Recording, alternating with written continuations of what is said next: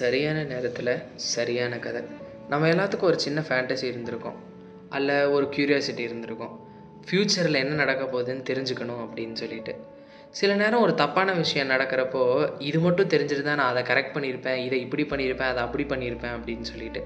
சில விஷயங்களை நம்மளால் மாற்ற முடியாது, அதை நம்ம ஒத்துக்கணும். அதை பற்றின கதை தான் இது. ஒரு ஊரில் ஒரு ராஜா இருந்தார். அந்த ராஜாவுக்கு இன்னும் 10 நாளில் இறக்க போகிறாருன்னு சொல்லி அந்த கோட்டையில் இருந்த ஜோசியக்காரர் சொல்லி முன்னாடியே தெரியும்.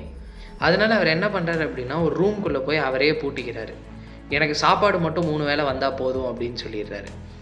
அந்த ஆணைப்படி எல்லாம் 3 வேளை ப்ராப்பராக சாப்பாடு போயிடுது. அவரோட 10வது நாளோட கடைசி சாப்பாடில் நல்ல பூ அலங்காரம்லாம் போட்டு சூப்பராக ஒரு டின்னர் போகுது.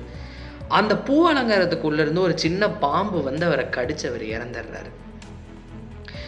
இந்த கதையை கேட்குறப்போ தான் எனக்கு என்ன புரியுது அப்படின்னா, சில விஷயங்கள் நம்மளுக்கு தெரிஞ்சாலும் மாற்ற முடியாது. அது நம்மளுக்கு தெரியாமல் இருக்கிறதே பெட்டர். நம்ம நாளைக்கு இருப்போமா இருக்க மாட்டோமான்னு தெரியாத வாழ்க்கை தான் சுவாரஸ்யமே.